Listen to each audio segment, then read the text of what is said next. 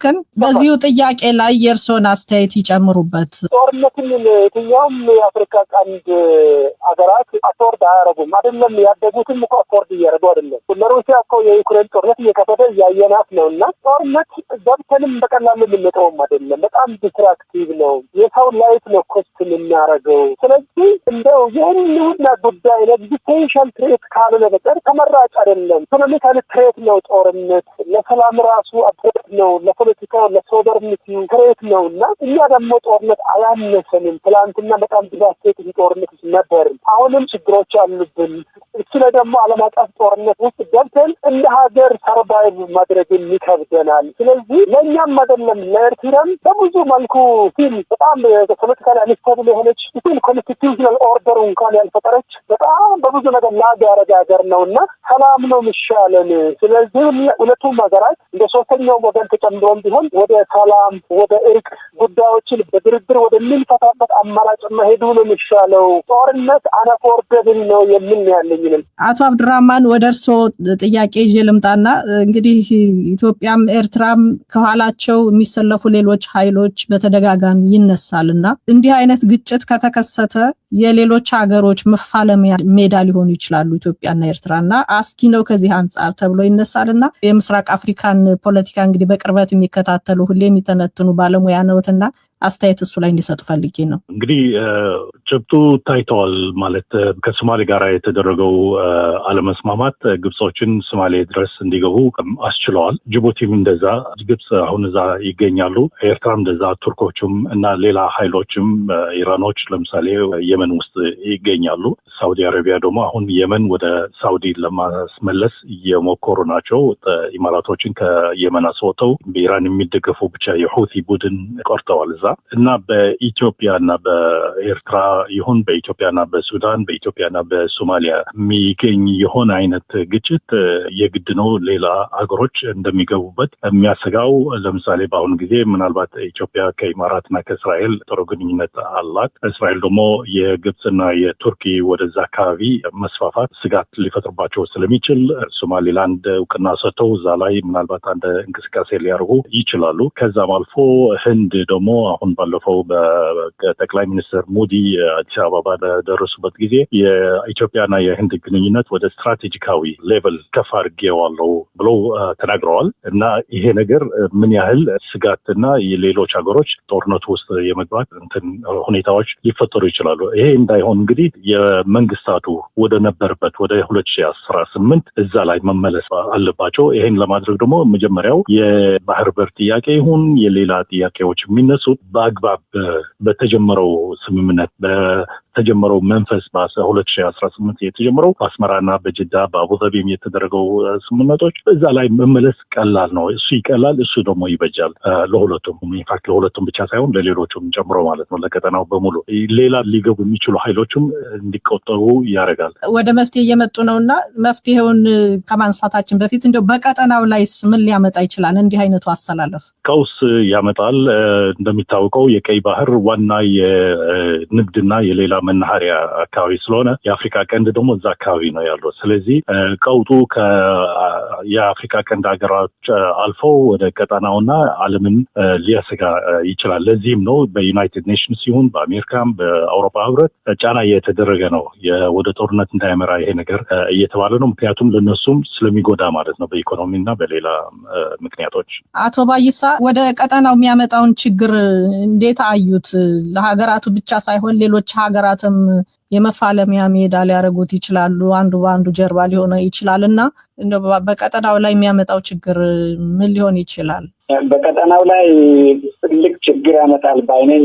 አቶ አብዱራህማንም በትክክል እንዳስቀመጡት ፊት በቀይ ባህር አካባቢ ምንም አይነት ፕሬዘንስ ወይም ያልነበሩ አገራት አሁን ከሚጠበቀው በላይ ኃይላቸውን አሰባስበው እዚህ አካባቢ መገኘት በሶማሌላንድ ሁሉ መገኘታቸው ልክ አቶ አብዱራህማን እንዳለው በጣም አሳሳቢ ደረጃ ላይ ሊያደርስ ይችላል ይህም ግጭት። ስለዚህ ግጭቱ እንደ 1998 ዓመተ ምህረት በኢትዮጵያና በኤርትራ መካከል ብቻ ላይሆን ይችላል የሚል ግምት አለ። የአሁኑ ግጭት ከዛ ይከፋል። ያ ማለት በቀጠና ውስጥ ብዙ አገሮች በቀጥታም ሆነ በተዘዋዋሪ ሊካፈሉ የሚችሉበት ሁኔታ ይፈጠራል። ይህ ሲሆን ብዙ ጊዜ ልክ አሁን ሱዳን ውስጥ ባለው የእርስ በርስ ግጭት ብዙ የሱዳን ስደተኞች ወደ ኢትዮጵያ ይመጣሉ። ይሄ የጸጥታ ጉዳይን ጥያቄ ውስጥ ያስገባል እና ትልቁ ጦርነት በተካሄደ ኢትዮጵያና ኤርትራ መካከል ኢትዮጵያኖች ሊፈልሱ ይችላሉ ወደ ጎረቤት ሀገራት። ይሄ ብዙ ጣጣ ሊያመጣ ይችላል። ምንም የማይሰማቸው በቀጥታ በጦርነቱ የማይሳተፉ መሳሪያ ወይም ገንዘብ ብቻ ልኮ የሚያዋጉ ሀገራት ደግሞ በጣም ብዙ ናቸው። ስለዚህ ኢትዮጵያ ይሄ ሁሉ ይጠብቃታል። እንግዲህ ቀጠናውን ብዬ ነው የማስበው። እንግዲህ አድርግና ጦርነቱ ግጭቱ ከተካሄደ ግን አምናለሁ ወደዛ አንደርስም ብዬ ነው የማስበው። እንግዲህ በእኔ ግምት በስምምነት ያልቃል ብዬ አስባለሁ። በተረፈ ግን ትልቅ አደጋ ነው ያጋጠመናል ጦርነቱ ብነሳ። አቶ ዳሞ እንግዲህ ሌሎች ሀገሮች ጣልቃ ሊገቡ ይችላሉ። የሁለቱ ሀገራት ብቻ ጦርነት ሊሆን አይችልም ጦርነቱ ከተነሳ የሚል በሁለቱ ተወያዮች ተነስቷልና ከኢትዮጵያም ከኤርትራም አልፎ በአካባቢው የሚያመጣው ችግር ምን ይመስላል? ኦልሬዲ ግጭቱ ወደ ጦርነት ከመፈንዳቱም በፊት የተወሰነ ኃይል አስተላለፍ አለ። በተለይ ኤርትራ ከግብጽ ጋር ያላት ቅርበት በጣም እየጨመረ ሄዷል። የግብጽ ሚና በቀላሉ የሚታይ አይደለም። እንደ ኢትዮጵያዊ ወይም ኢትዮጵያ ቦታ ሆኖ ለሚመለከት ሰው በዚህ በህዳሴው ግድብ ምክንያት የግብጽ ፊት ለፊት ነው all options are available, all options are on the table የሚል ነገር አላቸው። ኢትዮጵያን መክበብና ውስጣዊ ሰላሟን ማንሳት ኢትዮጵያ ተገዳ አስገዳጅ ውል እንድትፈርም ማድረጊያ መንገድ ነው የሚል ግልጽ አቋም ነው የሚያራምዱት። ስለዚህ ቀጥታ ኢትዮጵያ ላይ ያው ከኤርትራ ጎን የምትሰለፍ ሀገር ግብጽ ነች። ይሄ ማንም ያውቀው ነው። የግብጻውያንም ራሳቸው ማይዋሹት ነው። ደጋግመው ጉብኝቱ ምንም የሚካሄድበት ነው። የመንግስታት አስተላለፍ ቅድም ሁለቱም ሰዎች ተናግረዋል። መንግስታዊ ያልሆኑ አካላትንም እዚህ ውስጥ ማስገባት ነው የሚያስፈልገው። ግጭቱ ከተፈጠረ ከየመን ሁቲዎች ደቡብ የመን ሳውዘርን ትራንዚሽናል ካውንስል ዩናይትድ አረብ ኤሚሬትስ ጎን ያለውና ሳውዲ አረቢያ በቀደም የምትደበድበው ኃይል አለ። እዚህ ሶማሊያ ውስጥ አልሸባብ አለ። ሱዳን ውስጥ ተፋላሚዎች አሉ። የታችኛው ዳርፉርን ይዞ አሁን ወደ ኢትዮጵያ እየቀረበ ያለው አለ። ሌሎችም የሽብር ቡድኖች ሁሉ ሊገቡበት ይችላሉ። ስለዚህ ጦርነቱ ቀጠናዊ ብቻ ሳይሆን ዓለም አቀፋዊ የመሆን አጋጣሚ ሊፈጠር ይችላል። ከዛ ደግሞ ያው ቁጭ ብሎ ሰቀሉትን ቆሞ ማውረድ ያቅታል በሚሉት አይነት ማስቆሙ መከራ ነው። የተዋናዩ ብዛት ሲበዛ አንዴ ከፈነዳ በኋላ መመለስ በጣም አስቸጋሪ ነው የሚሆነው። ስለዚህ አሰላለፉ ገና ካሁኑ ኦልሬዲ ጎራዎች እየተሰለፉ ያሉበት ነው። በተጠንቀቅ ያለበት ነው። መለኮሷን ነው የሚጠበቀው የሚመስለውና ግጭቱ ከፈነዳ የዓለም አቀፍ ጦር ሜዳ ነው የሚሆን የሚመስለኝና በጣም አስፈሪ ነው። ዶክተር ተመስገን የእርሶ አስተያየትስ እዚህ ላይ ምን ይመስላል? ይሄኑ ጥያቄ ነው ለእርሶ የማነሳው። አመሰግናለሁ። ተስፋ ማደርገው ጦርነት አይነሳም የሚል እንደው አላደለ እምነት አለኝ። ጦርነት ምንነሳ ከሆነ ግን በጣም ኮንሲኩዌንሱ በጣም ዲስትራክቲቭ ይሆናል። ኤክስትሪምሊ ቫዮለንት ነው የሚሆነው። ኢንተርናሽናል ሴኩሪቲ ትሬት ሁሉ ሊሆን ይችላል የሚል ሀሳብ አለኝ። ኢትዮጵያ ውስጥ የውስጥ ኃይል አለ። በሀገራት መካከል የሚደረግ ጦርነት ዓለም አቀፍ ጦርነት ነው የሚባለው። ኢንተርናሽናል ነው የሚሆነው። ኢንተርናሽናል መሆኑ ብቻም ሳይሆን አፍሪካ ቀንድ በጣም ዳይናሚክ ነው። ሱዳን ውስጥ ኦንጎይንግ ሲቪል ዋር አለ። ሶማሊያ ውስጥ እንደዛው አልሸባብ ያልተረጋጋ ኤንቫይሮንመንት አለ።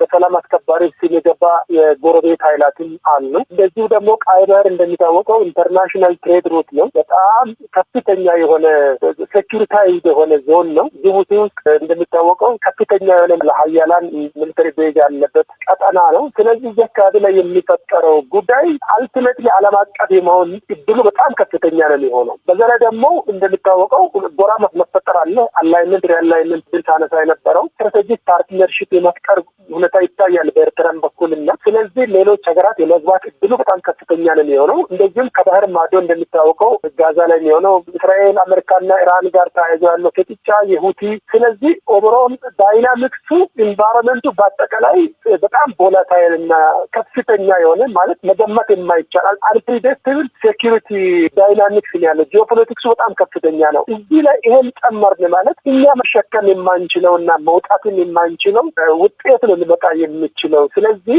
አደጋው በጣም ከፍተኛ ነው እና በተቻለ መጠን ወደዚህ ጦርነት መግባትን ማስቀረት የሚቻልበት አማራጭን ሁሉ እኔ ዶክትሪን የማያቱ ነው ለሁለቱም ሀገር የሚያዋጣው የሚል ተስፋ ያለኝ። ወደ መቋጫው እየመጣን ስለሆነ ከዚህ አዙሪት ሀገራቱ እንዴት ይውጡ?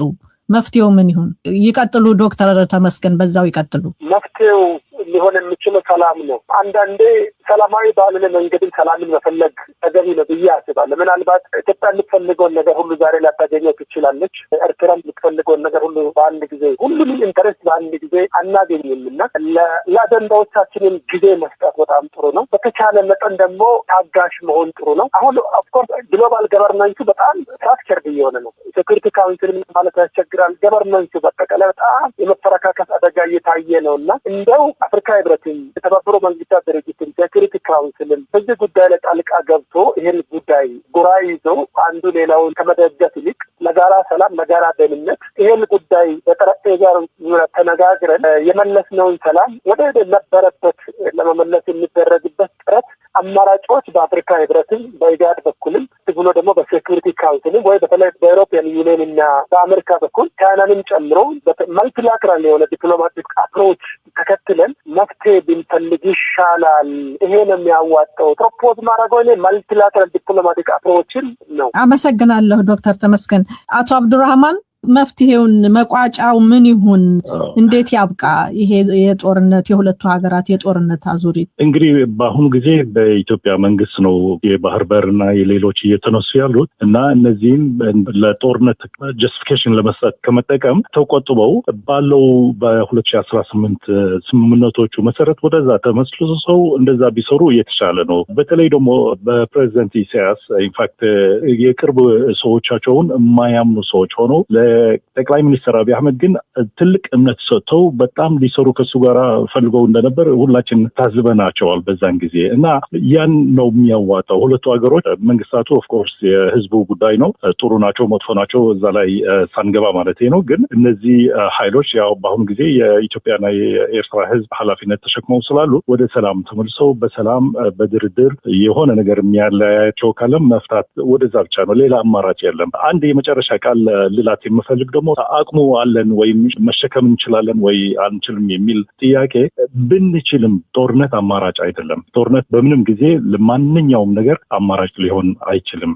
አቶ ባይሳ ወደ መፍትሄ እየመጣን ስለሆነ መፍትሄው ምን ይሁን? አቶ አብዱራህማን በትክክል አስቀምጠዋል። ሌላ ብዙ የሚጨምረውልኝም ጦርነት በምንም መልኩ አማራጭ አይሆንም። የኤርትራና የኢትዮጵያ ህዝቦች መሪዎቻችንን ጨምሮ ያን አንድ ህዝቦች የነበሩ አንድ አይነት ሳይኮሎጂካ አስተሳሰብ የነበራቸው እና ብቻን ማንም የውጭ ሀገር ጣልቃ ሳይገባ እርስ በርሳቸው ተግባብተው ችግር ሊፈቱ ይችላሉ ምን እምነት ስላለኝ ጦርነት ታምቡሩን ትተው አሁን የሰላም መንገዱን በፓብሊክ ዲፕሎማሲ በፈለገ ይሁን የውጭ ሀገር ማንም ሳልገቡ ራሳቸው ሶልቭ ያደርጋሉ ግምት አለኝ። ጦርነት አማራጭ አይደለም። ይነጋገሩ፣ ይወያዩ ሁለቱ ሀገራት ብቻ። አቶ ዳይሞር ውይይቱን ይቋጩልኝ። የመጨረሻ ተናጋሪ እርስዎ ኖት። ሁለቱ ሀገራት ወደ ሰላም እንዲመጡ ወደ ንግግር እንዲመጡ ምን መደረግ አለበት? የመጀመሪያው እንግዲህ ግልጽነት ነው። ኮንፊደንስ ቢልዲንግ ይባላል። አሁን ቅድም ያነሳነው በሁለቱ ሀገራት መካከል ለጊዜው እየታለፈ እንደገና የሚያገረሽ ነገር ችግር ሲነሳ የሚፈቱበትን ፕሮሲጀር በትክክል ባለመዘርጋታቸው ነው የሚል እምነት አለኝና አሁን መጀመሪያ ወደ ጦርነት የመሄድ አማራጭን ቀጥታ ማቆም ነው። ይህን ለማቆም ሁለቱ ሀገሮች ካላቸው ግንኙነት ባለፈ የሌላውን ሶስተኛ አካል ሳይሆን የየራሳቸውን ብሔራዊ ጥቅም ካሰሉ ጥቅሙን የሚያገኙት በሰላማዊ መንገድ እንጂ በጦርነት አይደለም።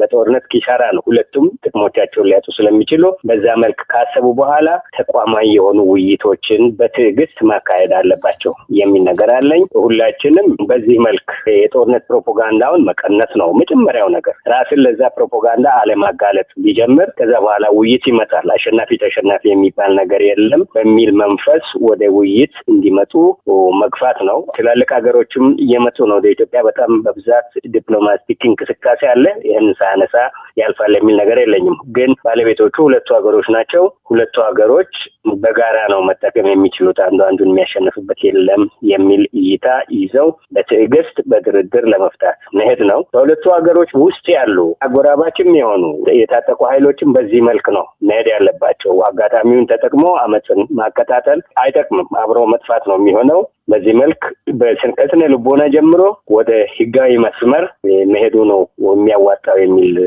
ሀሳብ ነው ያለኝ።